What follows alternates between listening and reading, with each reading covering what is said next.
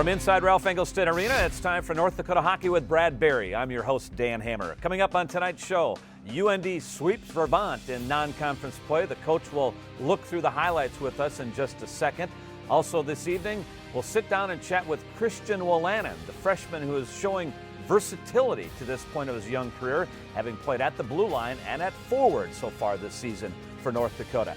And later in the show, we'll preview the beginning of the NCHC season as UND goes to Colorado College this weekend. North Dakota defeated Vermont 2-0 on Friday night, then completed the weekend sweep with a 5-2 win on Saturday. Coach, good to be back with you again. A very workmanlike effort by your hockey team this past weekend. That's a great term. Workmanlike is correct. I mean, we had all hands on deck, and the guys got the job done, and it was pretty gratifying to not only win Friday, but close it out on Saturday. All hands on deck, at least for the guys that you were able to travel with to Burlington, because you still had a number of guys either because of health issues or injury issues that stayed back in Grand Forks, but yet your team seems to play with a lot of confidence despite that. Yeah, you know what? The biggest thing is the team first mentality, and again, that's our culture. And you know, we were decimated with a few injuries, starting in goal and proceeding out to the forward position.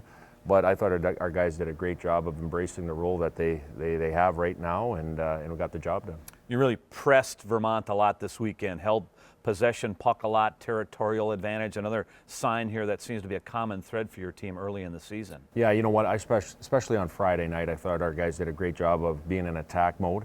I thought we had a lot of OZP time in their end of the rink, and again, probably could add a few more goals than what was on the scoreboard. Mm-hmm. And then on Saturday, it was a little bit more defensive. They came at us, and we had to find a way to win. All right, coming up next, we'll take a look at the highlights. North Dakota stays unbeaten on the season, improving to 4-0-2 after the sweep over Vermont.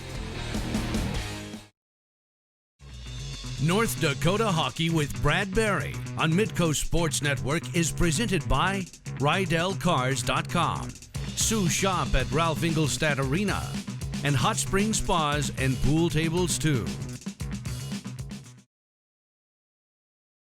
North Dakota in Burlington, Vermont this past weekend. Coach, let's take a look at the highlights. And Friday night to open the series. And again, you had Cam Johnson back in Grand Forks, Joel Janatuinen, Shane Gersich all out with injuries. And yet you were able to establish the game early in the game. And face-off wins were a big part of this game Friday night in particular. Yeah, absolutely. The big part was winning the draw. And again, on Friday night, we won the draw. We got the puck in, and we established our forecheck early. And that's a big part of the game. So as you can see right there, we got into the zone, and again, attack mentality, get pucks to the net. The Nick Schmaltz line was together again this weekend. Schmaltz, Besser, and Kajula, and again, it was in the middle a lot in this game. Yeah, they just keep their feet moving, and they generate a lot from their instinctual offensive abilities.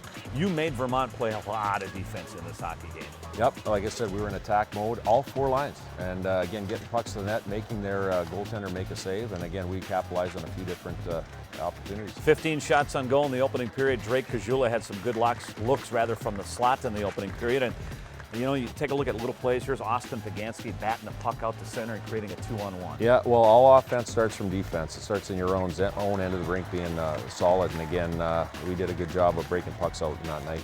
Strong opening period, but a scoreless opening period on Friday night. In the second period, they dominate shots on goal, and yet Matt Hrynkiw, making his first road start, came up pretty big in the second period to keep this thing a tie game at this point. Yeah, they had some rush opportunities, and again, he stood tall and made the initial save and did a good job of collecting rebounds. He didn't spit a lot of rebounds out on that given night, and that's great to see. He's just growing in confidence? He is. You can tell he's getting more comfortable every game and more confident, and that comes with success.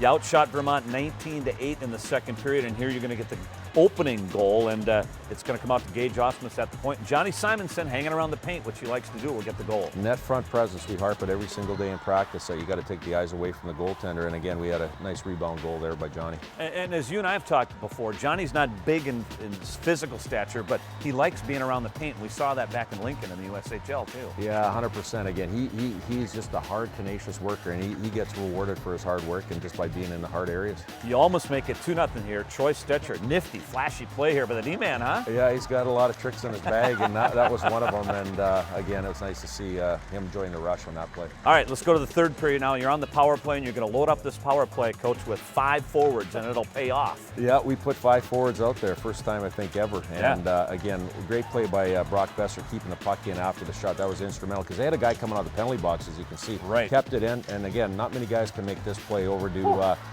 Bryn Chiswick, and again, a heck of a goal. Oh my goodness, Nick Schmaltz, just a phenomenal play. And as you said, not many guys can make that play, but Schmaltz makes it look simple and easy. Yeah, he does. And again, that comes natural to him, the offensive ability that he has. And they defended it really well. But again, he's a good player, and good players make good plays. Yeah, big time execution by that 5-forward power play. Your penalty kill on the night, we talked about Johnny Simonson scoring a goal. He was 13-3 in the face-off circle. And how about the work there in the penalty kill? Yeah, defended the passing lane with a stick first and got the puck out of the zone. And there you see an opportunity by Bryn Chiswick at the end of the PK. Well, Mike Santaguida had 39 saves on the night, Friday night. Otherwise, this would have been worse than a 2-0 game from Vermont's perspective. And Matt Hrynkiw, he said he was thinking about the shutout a little bit in the third period. Yeah, he was. I know as a goaltender, when the clock counts down a little bit, I think you start thinking about it. But we did a pretty good job of defending in front of him. And again, he made the initial save, which he had to do. Yeah, good flurry here from Matt's work in the third period when he had about 4 consecutive shots toward him, a lot of traffic, as you see as well. But again, you see the 5 green bodies in front of the paint. They're trying to box out guys so they don't get that extra whack at it. 2-0 the final. You outshoot Vermont by a big margin, 41-27. Following the game, Johnny Simonson was talking about Matt Hrinkw's first ever shutout, and also Hrynkiw was reflecting on the game. He was really solid in the pipes. I think he saw a lot of pucks and a lot of traffic, right around his kitchen there. So he did a great job, finding those loose pucks in front of him, and he just had a really solid night. I think I owe it more to my decor though. My job was pretty easy tonight. They just kept moving pucks and making them kick it out to the side, and you know what? I didn't have a lot of grade A's in front of me. I just had to make the easy saves and try not to let out a rebound. So I think I owed a lot to them. I think we're feeling good. We're getting a lot of pucks on net. I think we got so much speed up front, and with our decore's puck movement ability, we got to be attacking all times. So I thought we did a good job today. A solid 2-0 win to open the series in Vermont. Coach, when we come back, we'll take a look at Saturday's 5-2 win.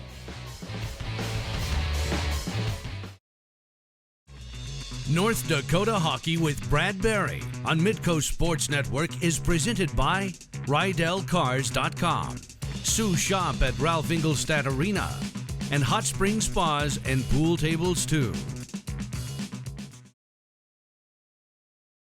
Welcome back, North Dakota and Vermont, Saturday night as UND looks for the sweep. Coach, let's take a look from inside the field house, built a number of years ago.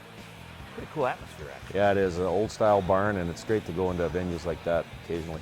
Lineup pretty much the same, exactly the same. Lineup the same, but the black jerseys came out. Yeah, the black jerseys for the second time this year on the road. We've seen them. Yep, we played pretty well in Maine, and wanted to bring them out again on Saturday. Just 3.5 minutes into the game, you go to work here, and it's all started with a great play by Troy Stetcher in the defensive end. Yeah, broke out a puck, pushed the pace across the ice, and there again, our forecheck establishes our offense. And that'll lead to the Schmaltz line going to work again, and Brock Besser's going to feed Kajula, and Kajula's really patient here. Yeah, again, he's using that backhand to his credit there. I think he scored a previous goal on his backhand again. He's a pretty good offensive player. 1-0. Good start to your first period here for your Very team. good start. We talked about the first 5 minutes and had a great start on Saturday night. Playing a little 4-on-4 hockey. Here's Gage Osmus.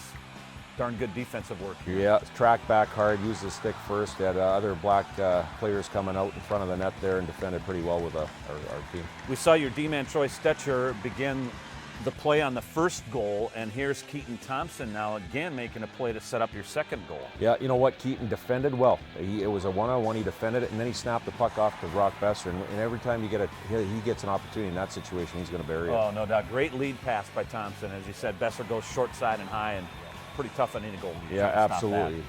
2-1 here in the first period.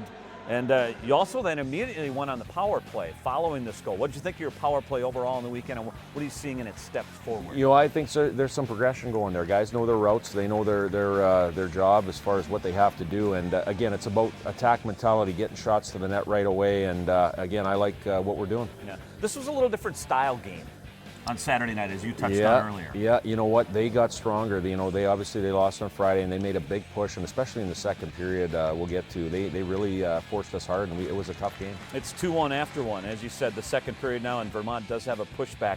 14 shots on goal, but Matt Hrynkiw stopped all but one of them and played well in the second period. Yeah, he did, and that's when we needed him, when they made the big push like he did, and there you see a big save, made that first save, and then we defend well right after that. What are the areas that Carl Gehring is working with Matt Hrynkiw these days? I think biggest thing is positioning and rebound control. That's a big thing for him. Not having the reps over the first 2 years in a game-like situation and then trying to emulate those in practice.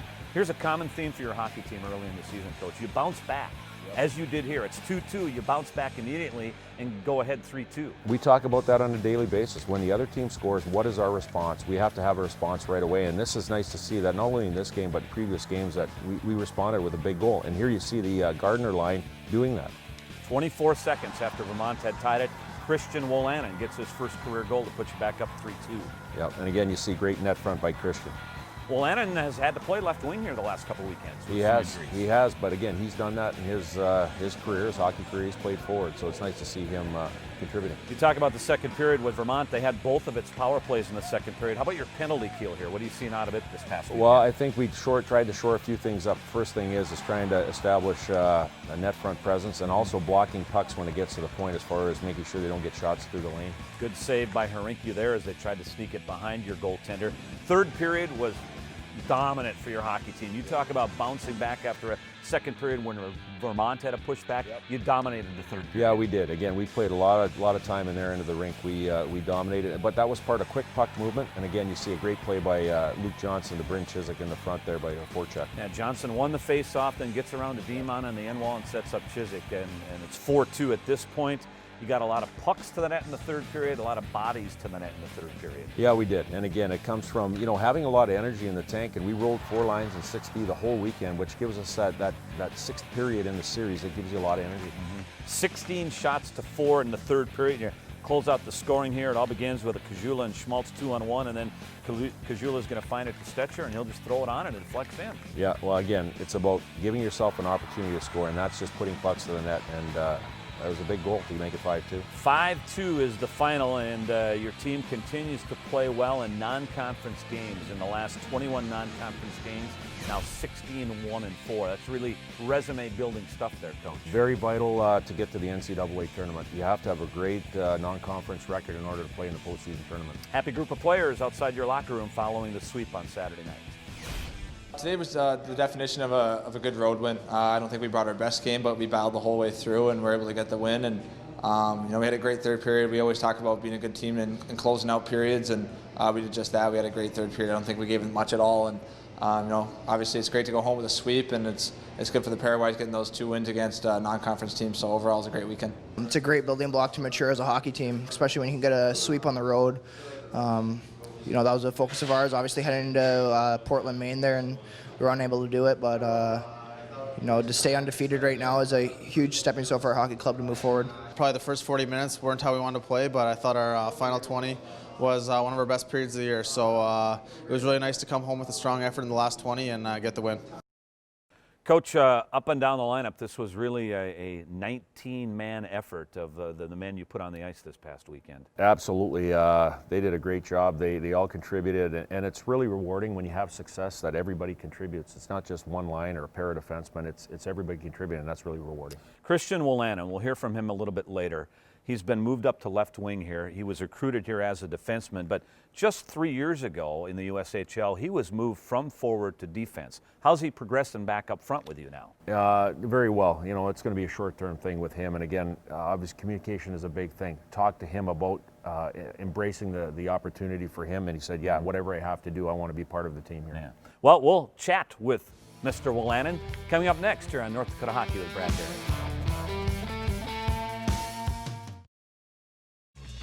North Dakota Hockey with Brad Berry on Midco Sports Network is presented by RydellCars.com, Sue Shop at Ralph Ingolstadt Arena, and HotSpring Spas and pool tables too.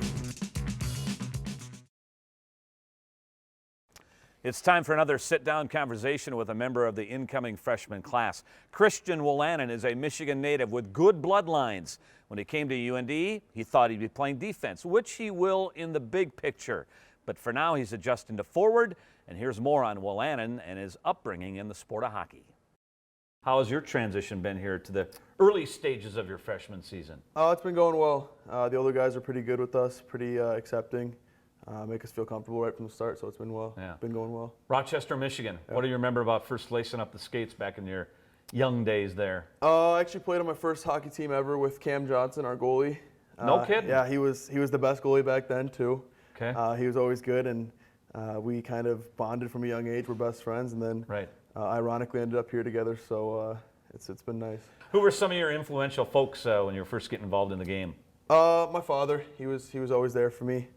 Easy to talk to. Obviously knew the game pretty well, and my grandfather, his dad. Yeah. Those were always the two guys that encouraged me and kept me going along the way. What style of play would you say you are from the blue line?